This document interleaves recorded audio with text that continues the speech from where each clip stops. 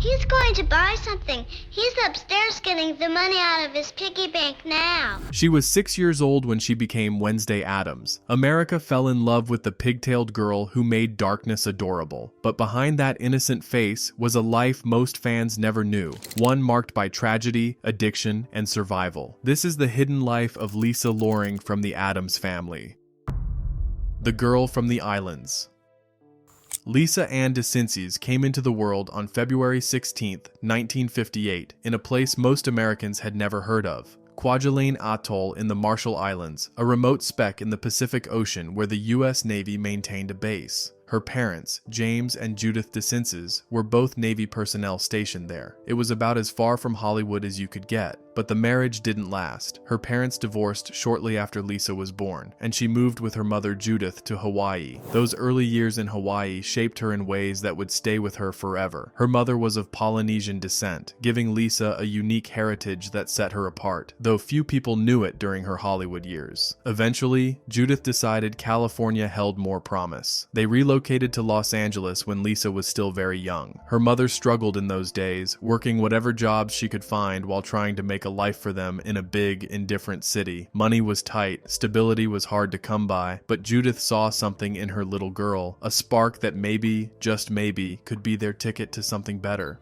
At just 3 years old, Lisa started modeling. 3. An age when most children are still figuring out how to use a spoon properly. And there was Lisa, posing for photographers, learning to hold still, to smile on command, to be whatever the camera needed her to be. Well, I'll show them. And I'm taking Homer with me. It was 1961, and child models were in demand for advertisements, catalogs, all sorts of commercial work. The modeling world in early 1960s Los Angeles was competitive and demanding. Studio lights were hot, photographers could be impatient, and there was always another kid waiting to take your place if you couldn't deliver. But Lisa had something that set her apart, a natural ability to focus, to understand what was needed, even at that impossibly young age. She was good at it. Even that young, she had a presence. Not the conventional cuteness that made some child models successful, but something more interesting. A seriousness in her eyes, a stillness that made people pay attention. There was an old soul quality to her, something that suggested depths beyond her years. The modeling work brought in money, helped keep food on the table, gave Judith hope that maybe they could make it after all. Those early years taught Lisa lessons she'd carry forever: how to perform under pressure, how to take direction, how to separate herself from the work, to be professional even when you're barely old enough for kindergarten. It was training for a life in entertainment, though neither she nor her mother could have known just how important those lessons would become. You like it? But darling, I don't see anything.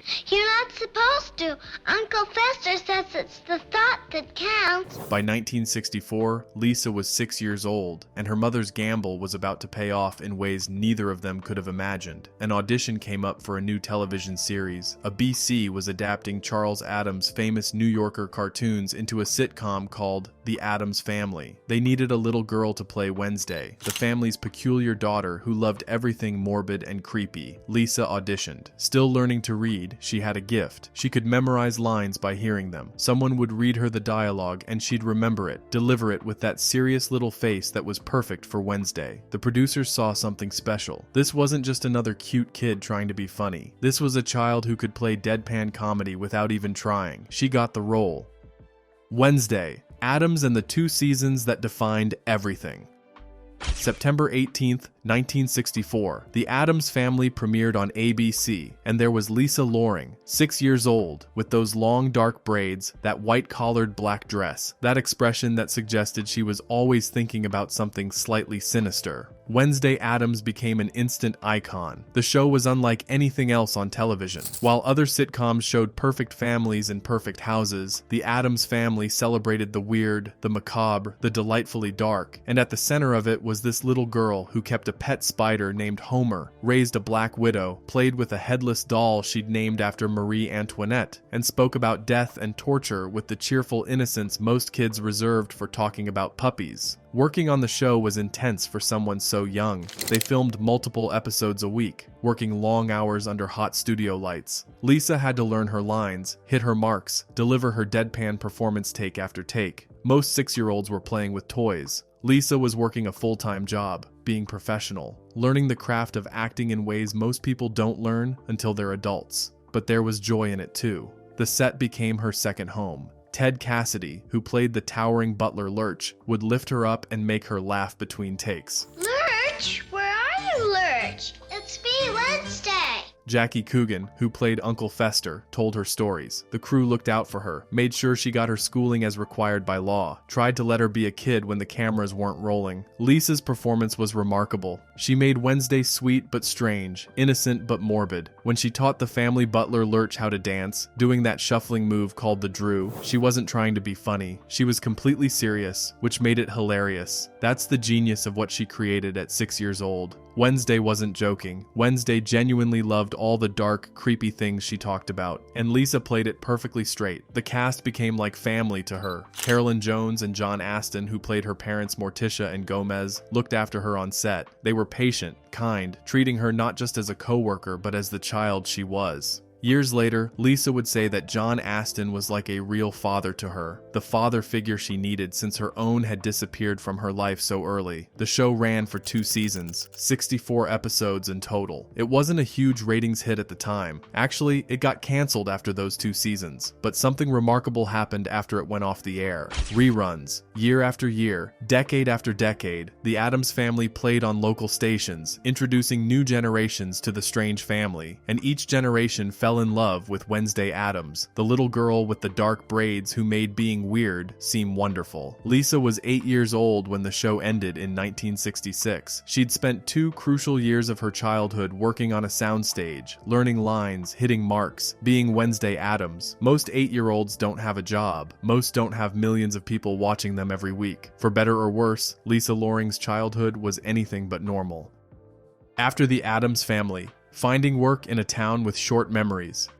When a show gets canceled, the cast moves on. For adult actors, that means finding the next job, the next role. For child actors, it's more complicated. You're growing up, changing, losing whatever specific quality got you cast in the first place. And Hollywood has never been particularly kind to former child stars trying to figure out who they are when they're not playing a character anymore. I gave a very full description of myself. Patience. Your Miss Right will come along. Lisa landed on her feet initially. She joined the cast of The Pruitts of Southampton in 1966, another ABC sitcom produced by the same people behind The Addams Family. It starred Phyllis Diller, and John Astin was in it too, which must have made Lisa feel more comfortable. She played a character named Susan Pruitt. The show only lasted 1 season. Another cancellation. Another period of uncertainty. She did guest spots here and there. An episode of The Girl from UNCLE Fantasy Island, Barnaby Jones. Work was inconsistent. She was growing up, becoming a teenager, trying to navigate an industry that wanted the 6-year-old Wednesday, but didn't quite know what to do with the teenage Lisa. Been renewed for another season, has recently returned Loring's most famous character to the limelight. And then, in 1974, when Lisa was 15 years old, tragedy struck. Her mother Judith died. Chronic alcoholism, the official cause said. She was only 34 years old. Judith, who had brought Lisa to Hollywood, who had pinned her hopes on her daughter's talent, who had struggled so hard to give them both a better life, was gone. The loss was devastating. Judith had been Lisa's anchor, her manager, her parent, her advocate in an industry that could be cold and exploitative. Yes, Judith had her problems, her addiction that ultimately claimed her life. But she'd also been the person who believed in Lisa from the beginning, who saw potential in a 3-year-old and worked to nurture it. Now that person was gone, and Lisa was alone in a way she'd never been before. Lisa was a teenager, freshly without a parent, trying to figure out how to survive, and she'd already made a decision that would complicate everything even further. No, you mean a spray on deodorant. No, preservative. Oh, to keep young?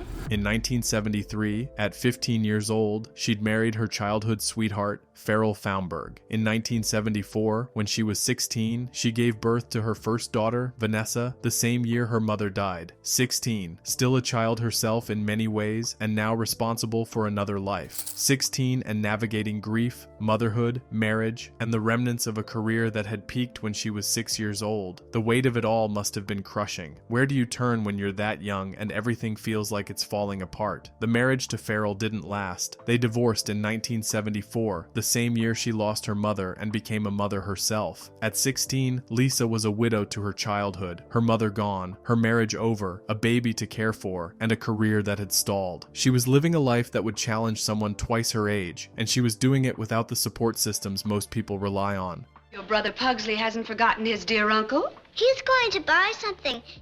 Soap operas and second chances. Life doesn't stop just because you're grieving or overwhelmed. Bills still need paying. Children still need feeding. Lisa had to work, had to find a way to support herself and Vanessa. For a few years in the late 70s, work was scarce. The neighbors complained about Aristotle getting loose. Aristotle. What an odd name for a dog. She took what she could get, small roles here and there, but nothing substantial. Then, in 1977, an opportunity came that must have felt like both a gift and a ghost. NBC was producing a TV movie called Halloween with the new Addams family. It was a reunion special, bringing back the original cast. Lisa was invited to return as Wednesday, though now she'd be playing Wednesday Senior, with a younger actress playing Wednesday Junior. It had been 11 years since she'd played the character. She was 19 now, no longer the little girl with braids. The reunion was bittersweet. Carolyn Jones was there, John Astin, most of the old cast. For a few weeks, she got to step back into that world. Remember what it felt like when everything was simpler, when she was just a kid playing a role, and the adults handled all the complicated stuff. But then it was over, and she was back to reality, trying to figure out her next move. In 1980, she got her break. CBS's long-running soap opera, As the World Turns, cast her as Cricket Montgomery. It was steady work, the kind of regular paycheck that could actually allow for planning, for stability. Soap operas were demanding, 5 days a week, churning out episodes, learning pages of dialogue daily. But for actors who needed consistent employment, soaps were a godsend. Lisa threw herself into it. Cricket Montgomery became a real character, had storylines, relationships, drama. The role was substantial enough that Lisa could really act, could show range, could prove she wasn't just Wednesday Addams forever. That's not true. It is so. Everyone knows it. When you have a new baby, one of the other children has to die. She got to play romance, conflict, family dynamics. It was good work, meaningful work, and it came at a time when she desperately needed it. The soap opera world was its own universe. Tight-knit casts who saw each other more than they saw their own families. Long days that started early and ran late. The constant pressure to memorize new material, to be ready for whatever the writers threw at you. But there was also camaraderie, the sense of being part of something that millions of people watched and cared about. Lisa was good at it. She'd been acting since she was 3 years old. She knew how to hit her marks, how to cry on cue, how to make dialogue that could sometimes be melodramatic, feel real and earned. A young Wednesday Addams from 1964 to 1966, and that character, of course, getting renewed attention now. The years she'd spent as a child actor, the training she'd received on the Addams Family set, it all paid off now as she built a character from scratch and made viewers care about Cricket Montgomery. In 1981, while working on the soap, she met another actor. Doug Stevenson had a role on another CBS soap, Search for Tomorrow. They clicked. Doug was charming, stable, seemed like someone who could provide the security Lisa had been missing. They married in 1981. The following year, she had her second daughter, Mary Ann. For a while, things seemed to be working. Lisa had steady employment on As the World Turns, she had a husband, she had 2 daughters. Maybe finally, life was settling into something manageable, something normal. Maybe all the chaos of her teenage years was behind her and she could just be an actress, a wife, a mother. Maybe things were looking up. But normal is a harder thing to maintain than it looks from the outside. The marriage to Doug didn't last. They divorced in 1983. Lisa continued working on As the World Turns until 1984, when her role was written out. Once again, she found herself between jobs, a single mother with 2 young daughters, trying to figure out what came next. The pattern was becoming familiar. Stability, then loss, hope, then disappointment. Forward progress, then sliding backward. The dark years. The mid-1980s brought Lisa into the world of low-budget horror films. In 1987, she appeared in Blood Frenzy, a slasher movie about a psychiatrist taking patients on a therapy trip that goes horribly wrong. It wasn't prestigious work. but it paid. The same year, she was in Savage Harbor. In 1988, she starred in Iced, another horror film about a ski trip that turns deadly. These movies weren't going to revive her career or make her a star again, but they were work. It was during this period that she met someone who would become her third husband. Now in our life, because of who Lisa Lauren is, and you know, I have to we say are finding the medium now. We are. That's what we're getting in our life right now. His name was Jerry Butler, though that wasn't his real name. Paul David Cederman was an adult film actor who went by Jerry Butler. They met on the set of an adult film called Tracy's Big Trick, where Lisa was working as a makeup artist and an uncredited writer. She needed the money, needed the work, and the adult film industry paid makeup artists well. They started dating, and in 1987, they married. Lisa knew what Butler did for a living. He promised he was getting out of the industry, that he wanted a normal life with her. She believed him, or maybe she wanted to believe him badly enough that she convinced herself it was true. But Jerry Butler couldn't quit. He was addicted to the lifestyle, to the money, to something about that world that he couldn't walk away from. He started doing scenes again, secretly, without telling Lisa. When she found out, it devastated her. The trust was gone. The marriage was built on a promise he couldn't keep. They tried to work through it. In the 1990s, they appeared on Dateline NBC together, discussing their marital problems publicly. Butler admitted he was ashamed of lying, said he was addicted to the lifestyle and didn't know how to stop. They also appeared on the Sally Jesse Raphael show, talking about how his career was destroying their relationship. It was painful, intimate stuff to put on national television, but maybe Lisa hoped the public accountability would force change. It didn't work. They divorced in 1992. By that point, Lisa was struggling with more than just a failing marriage. The stress, the disappointments, the years of trying to stay afloat had taken their toll. She'd started using heroin. It began as a way to cope,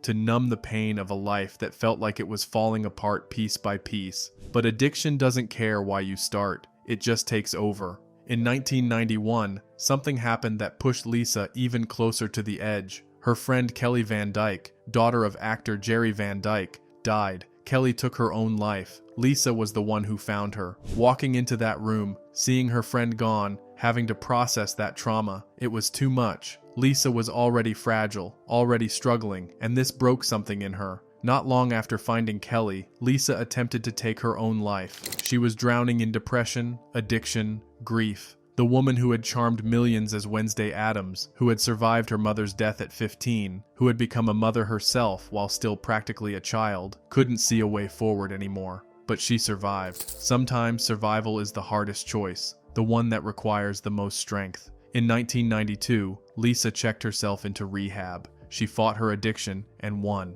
Getting clean wasn't easy. Staying clean wasn't easy, but she did it. She rebuilt herself piece by piece, day by day. Stepping back from the spotlight. After getting sober in 1992, Lisa made a choice. She could keep chasing acting work, keep trying to recapture something that was probably gone forever, or she could step back, live quietly, focus on being a mother, being healthy, being present. She chose the latter. It wasn't an easy choice. One thing that boys can't resist, a nice long face. Beautiful. Acting had been her identity since she was 3 years old.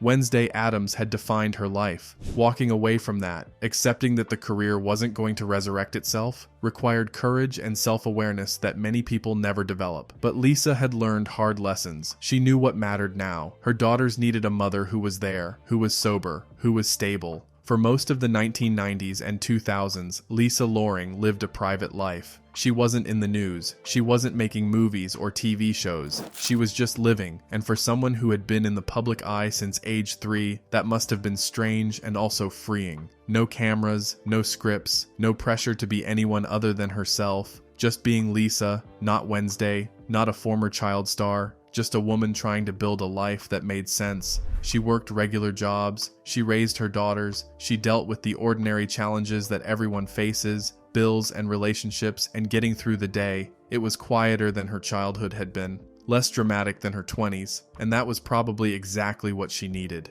In 2003, she married for the 4th time. Graham Rich became her husband. though like her previous marriages, this one wouldn't last. They separated in 2008 and finalized their divorce in 2014. By this point, Lisa was in her 50s, and she'd learned some hard truths about relationships, about Hollywood, about herself. She'd learned that marriage wasn't going to fix anything, that stability came from within, that the only person you can really count on is yourself. But something interesting started happening in the 2000s. The internet had changed everything about how people consumed entertainment. Old TV shows that had been buried in syndication were suddenly available online. New generations were discovering the Addams family, and they were falling in love with Wednesday Addams all over again. YouTube videos of her scenes went viral. Fan pages dedicated to the original show popped up. People who hadn't been born when the Addams family first aired were watching it and appreciating what made it special, and they were curious about the actors, about what had happened to them, about who they'd become.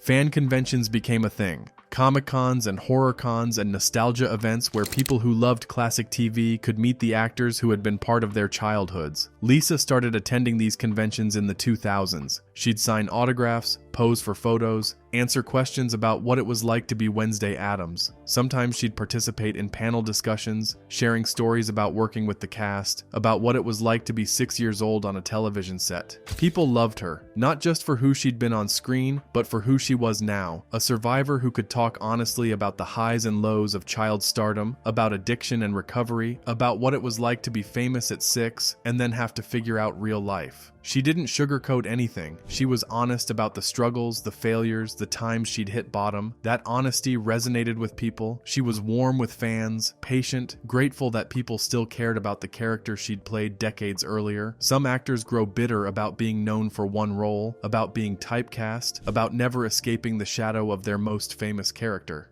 But Lisa seemed to have made peace with it. Wednesday Addams was part of her story, an important part, and she could honor that without letting it define every aspect of who she was. She'd tell stories about the cast, about Carolyn Jones being kind to her, about John Astin being like a father. She'd demonstrate the Drew, that shuffle step dance Wednesday had done, and fans would cheer and laugh.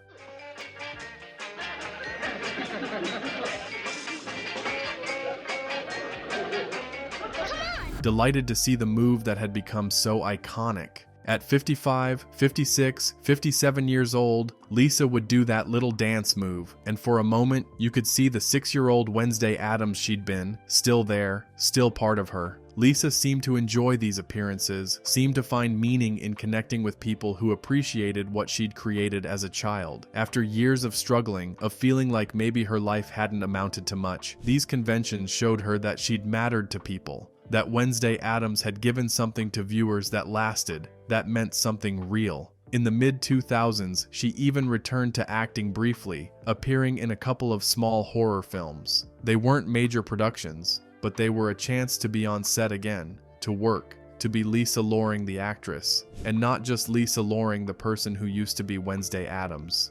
Netflix, Jenna Ortega, and a legacy renewed. In 2022, something happened that brought Lisa Loring's work back into the cultural conversation in a big way. Netflix released a new series called Wednesday, starring Jenna Ortega as an older teenage version of Wednesday Addams. The show became a massive hit, one of Netflix's biggest successes. Jenna Ortega was brilliant in the role, bringing her own darkness and humor to the character, but she was also respectful of the actresses who had played Wednesday before her, particularly Lisa Loring. In interviews, Ortega talked about studying Lisa's performance, about wanting to honor what she'd created. There was a scene in the Netflix series where Wednesday dances at a school event.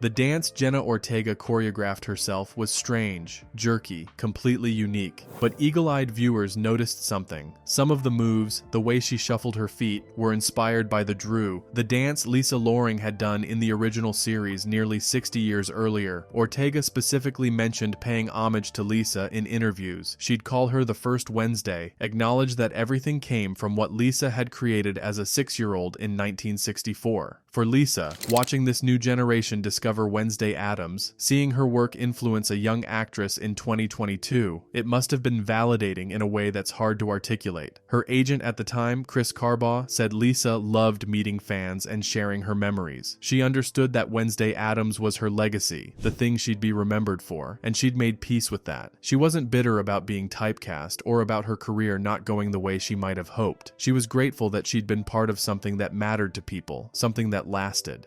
January 2023. Lisa Loring had health issues in her later years. She smoked and she had high blood pressure, two factors that put her at risk for serious cardiovascular problems. On January 24, 2023, she suffered a massive stroke. It was severe, catastrophic. She was rushed to Providence St. Joseph Medical Center in Burbank, California. For 3 days, she was on life support. Her daughters, Vanessa and Marianne, kept vigil. Doctors gave them updates, but the prognosis wasn't good. The stroke had done too much damage. On January 28, 2023, Lisa's family made the impossible decision to remove life support. She died that day, January 28, 2023, at age 64. Her daughters were holding her hands when she passed. According to them, she went peacefully, which is about as much as anyone can hope for when the end comes. The news spread quickly. Her agent released a statement. Her friend Lori Jacobson posted on Facebook, explaining what had happened, how Lisa had been on life support, how the family had decided it was time to let her go. The statement noted that Lisa had suffered the stroke due to smoking and high blood pressure, perhaps as a warning to others about the risks. Tributes poured in from everywhere. Butch Patrick, who had played Eddie Munster on The Munsters, said he'd been very close to Lisa, that he'd seen her just weeks before she passed and knew she was weak. Fans flooded social media with memories, clips from the Addams family, expressions of grief that the first Wednesday Addams was gone. Jenna Ortega posted a tribute, acknowledging Lisa as the actress who had defined the character, who had made Wednesday Addams into the icon she became. The Netflix Wednesday series was at the height of its popularity when Lisa died, which meant her legacy was being celebrated by a whole new generation, even as she was leaving this world. The legacy of Wednesday Addams. Lisa Loring's life was complicated. It wasn't the Hollywood success story people imagine when they think about child stars. She didn't transition into a big adult career. She didn't become wealthy or famous beyond that one role. She struggled with things most people struggle with: relationships, money, addiction, loss. Her path was harder than most, marked by tragedies that would have destroyed someone with less resilience. But she also created something that outlived her, something that mattered to millions of people across multiple generations. Wednesday Addams, the character she embodied from age 6 to 8, became a cultural touchstone. That pigtailed girl who loved spiders and torture became a symbol for every kid who felt weird, different, outside the mainstream. She gave voice to the outsiders, the misfits, the ones who didn't fit the mold of what society expected children to be. Christina Ricci played Wednesday in the 1990s Addams Family films and has talked about how Lisa's performance influenced her own. Jenna Ortega in the 2020s acknowledged the same debt. Every actress who has played Wednesday Addams has had to contend with what Lisa created, that perfect balance of sweet and sinister, innocent and macabre. They all stand in her shadow, building on the foundation she laid when she was just 6 years old. Lisa had 2 daughters who survived her: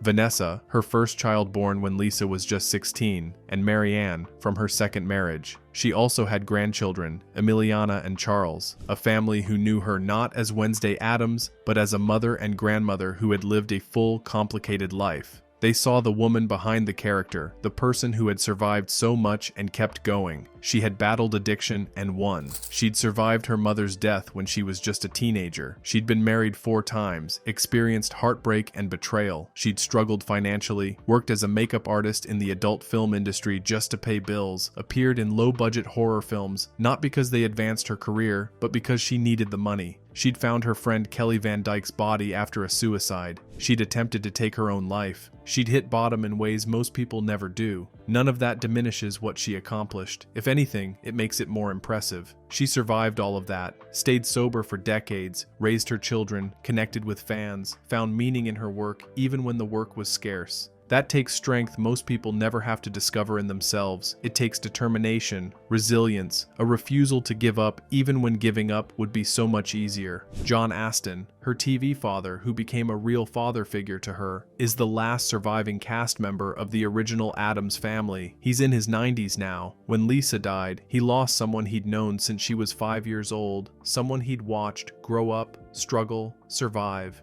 The Addams family ran for just 2 seasons, 64 episodes, but those 64 episodes have been watched and rewatched for nearly 60 years. They've inspired films, cartoons, musicals, TV series, and at the heart of it all is that little girl with the braids, that 6-year-old who could deliver a line about decapitating dolls with the cheerful innocence other kids reserved for playing house. Lisa Loring gave people permission to be weird. She showed them that being different, being dark, being interested in things other people found creepy, that was okay. That was actually kind of wonderful. Wednesday Addams loved being Wednesday Addams, and Lisa Loring's performance made millions of people love being whoever they were too, even if who they were didn't fit the mold. She's buried now, at rest after a life that was harder than most people knew.